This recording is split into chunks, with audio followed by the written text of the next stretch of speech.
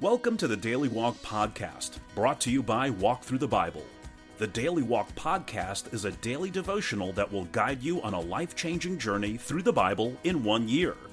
Join us every day to hear the entire Bible in a year, alongside a daily devotional thought that will help bring God's Word alive for you.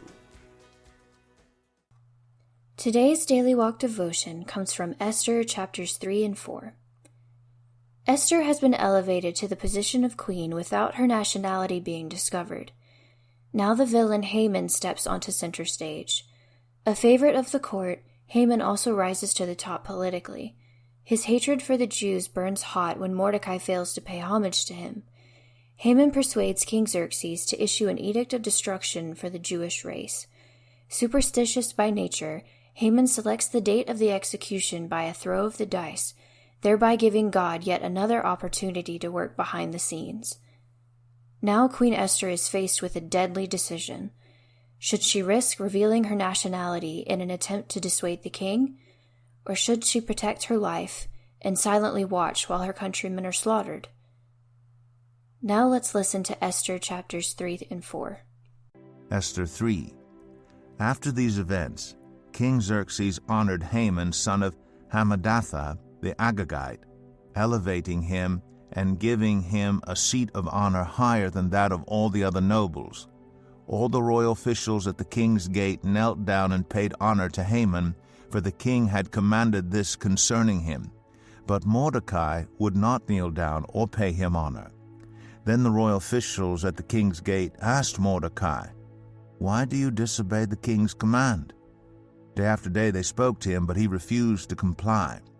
Therefore they told Haman about it to see whether Mordecai's behavior would be tolerated, for he had told them he was a Jew. When Haman saw that Mordecai would not kneel down or pay him honor, he was enraged.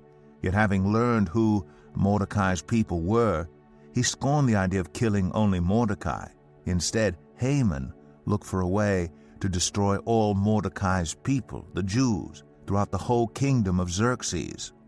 In the 12th year of King Xerxes, in the first month, the month of Nisan, the pur, that is the lot, was cast in the presence of Haman to select a day and month, and the lot fell on the 12th month, the month of Adar. Then Haman said to King Xerxes, "There is a certain people dispersed among the peoples in all the provinces of your kingdom who keep themselves separate. Their customs are different from those of all other people, and they do not obey the king's laws. It is not in the king's best interest to tolerate them. If it pleases the king, let a decree be issued to destroy them, and I will give 10,000 talents of silver to the king's administrators for the royal treasury."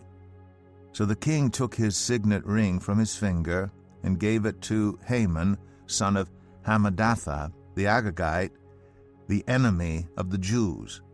"Keep the money," the king said to Haman, "and do with the people as you please." Then on the 13th day of the first month, the royal secretaries were summoned. They wrote out in the script of each province and in the language of each people all Haman's orders to the king's satraps, the governors of the various provinces, and the nobles of the various peoples. These were written in the name of King Xerxes himself and sealed with his own ring. Dispatches were sent by couriers to all the king's provinces with the order to destroy, kill, and annihilate all the Jews, young and old, women and children, on a single day, the 13th day of the 12th month, the month of Adar, and to plunder their goods. A copy of the text of the edict was to be issued as law in every province and made known to the people of every nationality so they would be ready for that day. The couriers went out, spurred on by the king's command, and the edict was issued in the citadel of Susa. The king and Haman sat down to drink, but the city of Susa was bewildered. Esther 4. When Mordecai learned of all that had been done, he tore his clothes, put on sackcloth and ashes, and went out into the city wailing loudly and bitterly. But he went only as far as the king's gate, because no one clothed in sackcloth was allowed to enter it. In every province to which the edict and order the king came, there was great mourning among the Jews, with fasting, weeping, and wailing. many lay in sackcloth and ashes. When Esther's eunuchs and female attendants came and told her about Mordecai, she was in great distress. She sent clothes for him to put on instead of his sackcloth, but he would not accept them. Then Esther summoned Hatak, one of the king's eunuchs assigned to attend her, and ordered him to find out what was troubling Mordecai and why. So Hatak went out to Mordecai in the open square of the city in front of the king's gate. Mordecai told him everything that had happened to him, including the exact amount of money Haman had promised to pay into the royal treasury for the destruction of the Jews. He also gave him a copy of the text of the edict for their annihilation, which had been published in Susa, to show to Esther and to explain it to her, and he told him to instruct her to go into the king's presence to beg for mercy and plead with him for her people. Hatak went back and reported to Esther what Mordecai had said. Then she instructed him to say to Mordecai, "All the king's officials and the people of the royal provinces know that for any man or woman who approaches the king in the inner court without being summoned, the king has but one law, that they be put to death unless the king extends the gold scepter to them and spares their lives. But 30 days have passed since I was called to go to the king." When Esther's words were reported to Mordecai, he sent back this answer: "Do not think that because you are in the king's house you alone of all the Jews will escape.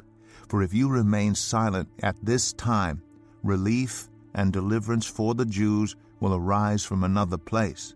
But you and your father's family will perish. And who knows but that you have come to your royal position for such a time as this?"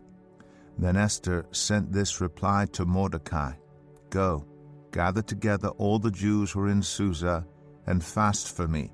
Do not eat or drink for 3 days, night or day. I and my attendants will fast as you do. When this is done, I will go to the king, even though it is against the law. And if I perish, I perish." So Mordecai went away and carried out all of Esther's instructions. Here is our Daily Walk devotional thought for today. Is it difficult for you to believe you could hate someone enough to want to kill him? Enough to want to kill his entire family? Even enough to want to destroy his whole town? Then imagine the hatred that smoldered in Haman's heart toward Mordecai, a hatred strong enough to drive Haman to destroy an entire nation. Vengeful hatred is the perfect picture of the villainous Haman, and the exact opposite of the forgiving attitude God desires for you. You may not harbor the kind of grudge that Haman did, but are you guilty of an unforgiving spirit toward someone who has hurt you? Would you want God's forgiveness of you to be proportionate to your forgiveness toward others? Carry 5 pennies in your pocket or purse today. Then each time you are tempted to respond in anger to a person or circumstance, leave a penny and the resentment it represents at the point of the offense. By the end of the day, you might be a nickel poorer, but you will have done what Jesus urged in Matthew chapter 6, verse 12. Thank you for joining us today for the Daily Walk podcast from Walk Thru the Bible. Be with us tomorrow as we continue our life-changing journey through the Bible in a year. Love this episode of the Daily Walk podcast? We'd love for you to rate and give us a review on iTunes or Google Play. Make sure you subscribe so you won't miss an episode as we walk through God's Word together. For more resources to help you live God's Word, visit walkthru.org. That's WALKTHRU.org. Walk through the Bible. Take a walk, change the world.